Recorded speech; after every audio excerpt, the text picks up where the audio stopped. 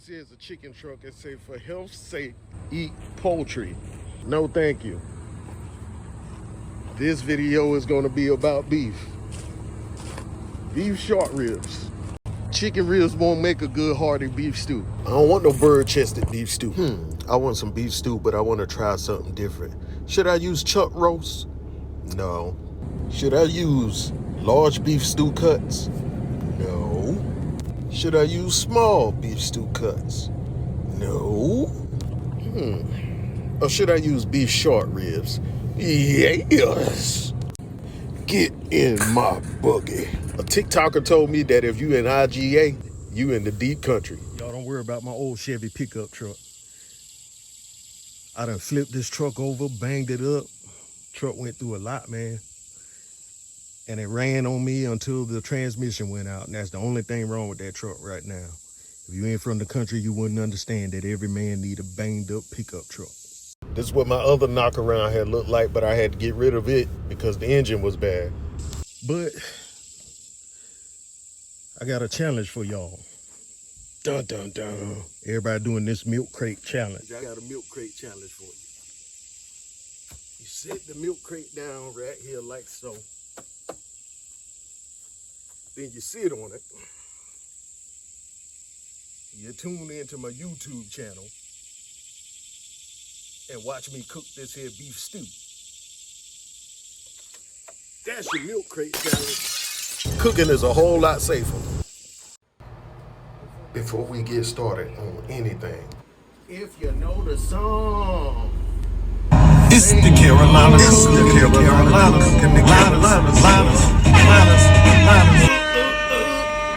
Cooking is my specialty. Getting dirty in the kitchen like ODB.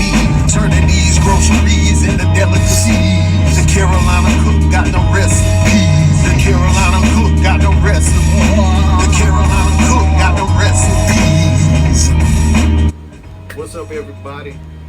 South Carolina, North Carolina, all of the dirty South and abroad, worldwide. Welcome to my southern kitchen. Carolina tonight I will be cooking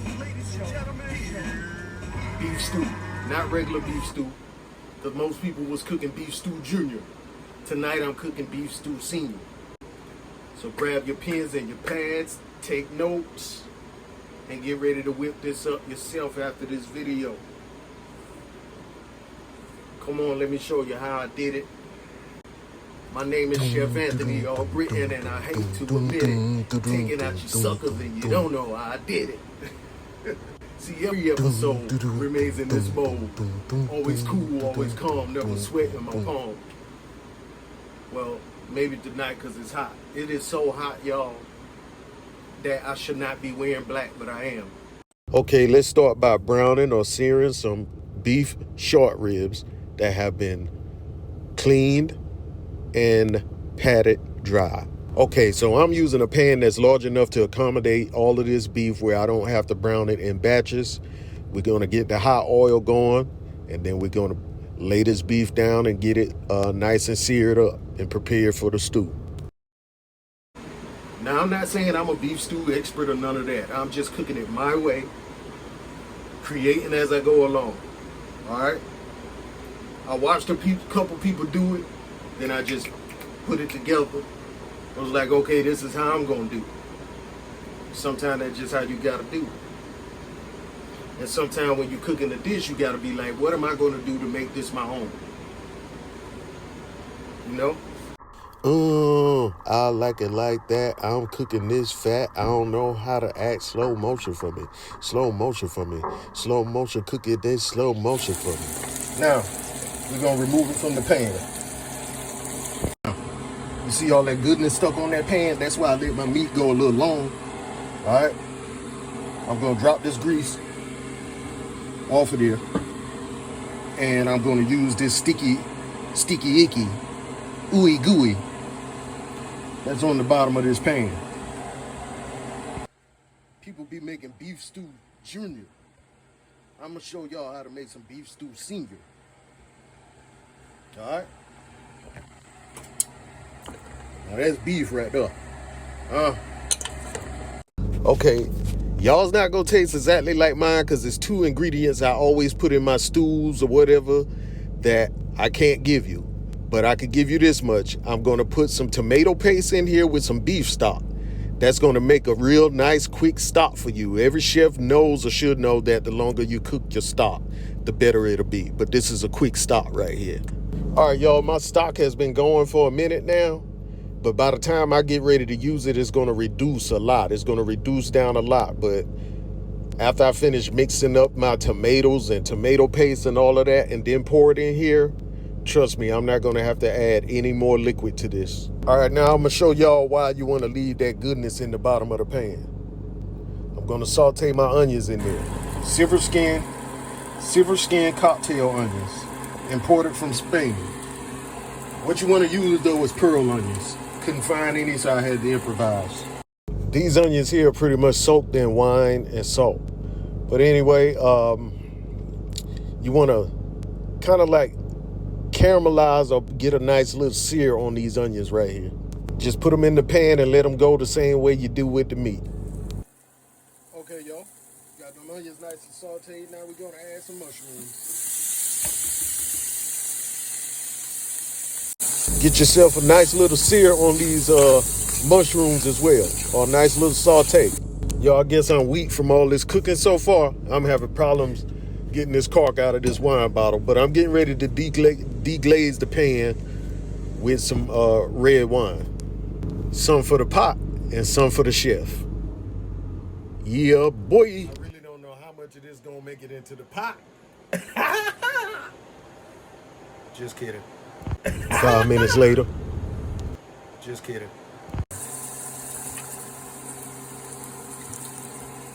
Let that red wine deglaze that pan. All right, y'all, it's time to add these seasonings. I think that onion was alive. All right, I'm gonna add about a tablespoon of minced garlic. Another tablespoon. So that's 2 tablespoons of minced garlic. 1/4 teaspoon of chili powder. 1/4 teaspoon of ground cloves. Throw a 1/2 teaspoon of steak seasoning on there. 1/2 teaspoon onion powder. 1/2 teaspoon of turmeric. A whole tablespoon of beef bouillon. There's not a couple sprinkles of black pepper in there. 1/2 teaspoon of soul food seasoning. Y'all know I'm pretty much freestyling right now, just off the head, off the dome. So whatever seasonings you want to use is on you. It's totally up to you. And the measurements I'm giving, like I always say, start low, then make your adjustments as you cook. 1/2 teaspoon of parsley. Oh, I forgot, add a 1/2 teaspoon of cumin. 2 bay leaves in there. Make sure to remove those bay leaves once it's done cooking. Let's get us some diced tomatoes in there. We're gonna add some tomato sauce. I'm gonna hit it with about a tablespoon of red cooking wine.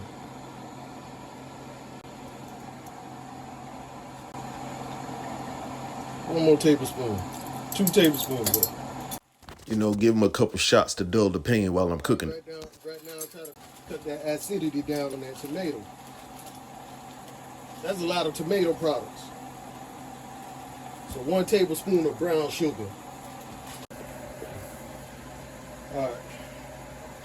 I'm gonna add this beef to the broth. I had it on reserve this whole time because I didn't want to get the cooking process started too soon.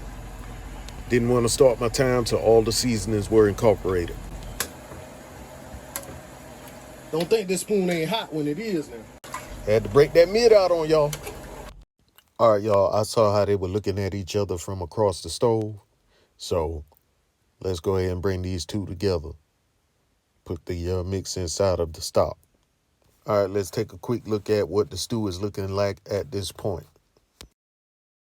Now, after I deglazed my saute with the wine, I never added any more wine. So at this point, I'm going to go ahead and add a little generous amount of wine to this. And that's why you don't really need water with this dish. You got plenty of liquids to use. All right, now I'm adding about 3 tablespoons of flour with some water. You stir the flour up in the water to get the lumps out, then pour it into the pot. And you can see how immensely that sauce thickened. Add your flour from the beginning. Add your flour from the beginning so that it can cook. Do not add your flour at the end. Add it from the beginning so that it can cook into the stew. If you need to thicken your stew anymore after you cook it, add cornstarch. Do not add any more flour. It's important that you let this flour cook from the beginning.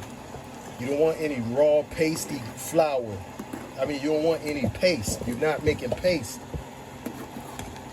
Cook it in there from the beginning. All right, look at how that's looking. I got it boiling, as you can see. Now I'm gonna bring it to a simmer and cook it on low heat.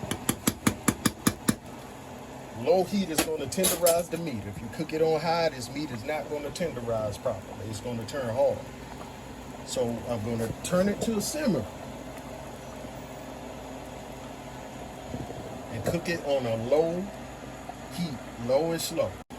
And I'll check back periodically and see if it's done before then, because this meat already cooked pretty good when I browned it. It's some good quality beef. So it was already nearly tenderizing when I was browning it. I'm gonna let it go for like 2 hours to 2.5 hours. Then we're gonna add our carrots and our potatoes towards the end so that they don't turn to mush. And at this point, for a little flavor, y'all, I added a couple dabs of Tabasco sauce. All right. I've added those potatoes and carrots, y'all. At this point, y'all, we're about finished. I'm gonna go ahead and let these cook in for like 30 minutes or so. And when you're cooking this, periodically now, you got to skim the fat off of the top. Okay, y'all, I would say that we are ready. We are ready. We are ready. We ready. We ready. As you can see, some of it have fallen off of the bones completely. Now, what I'm going to do, I hate I didn't use a lot more potatoes. What I'm going to do is, first of all, fish these bay leaves out. It's the second one hiding in there somewhere. There you go. Now, that's it. And y'all, as you're cooking, you want to, you basically want to, adjust your flavors and adjust your seasonings as you go along. When I use my measurements, that's just to, get it started, to start introducing the taste. And you go from there and make the necessary adjustments. Now, this is about the thickness I think I'm going to go with. When you look at the nappe consistency, you see that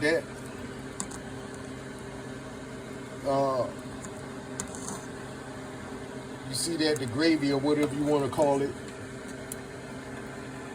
is sticking to the meat and is coating the meat. That's what you call nappe consistency.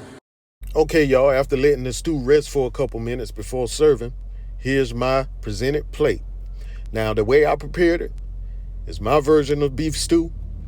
I grabbed some seasonings I had on deck, came up with my own unique taste, and like Hannibal said from the A-Team, I love it when a plan comes together, because no matter how unorthodox it was, I came out with a nice, hearty, tasty beef stew. You got your mushrooms in there, you got your carrots, you got your potatoes, and let's not forget, most importantly, you got your flavor.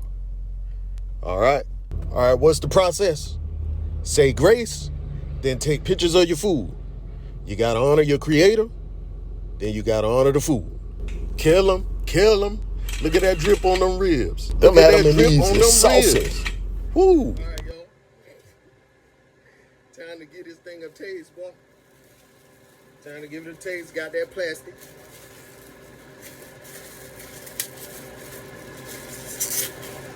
Hold on. Okay. Hey, it ready to jump out and start eating, boy. That spoon say, I can't wait to get into that. Alright. And you see, these little plastic packets come with salt and pepper, but you're not gonna need it. Just gonna flick that. Just flick it like an old school uncle flick that Newport. I got that plastic, but it's not a credit card. I'm not here to pay you, I'm here to eat you. Okay, y'all, after eating this, all I can say is, I don't know if this was meat or butter. It was so tender that it melted in my mouth like butter, you know. But basically, I guess the meat and the butter, brothers and sisters anyway, because the meat and the butter comes from the cow, right? And I'm telling you, this is meat butter. This is meat butter. All right, y'all, just remember that if you're not happy, you might not be eating good. Liketh, shareth thou the love, and subscribeth unto my channel, and smiteth that notification button. Thank you.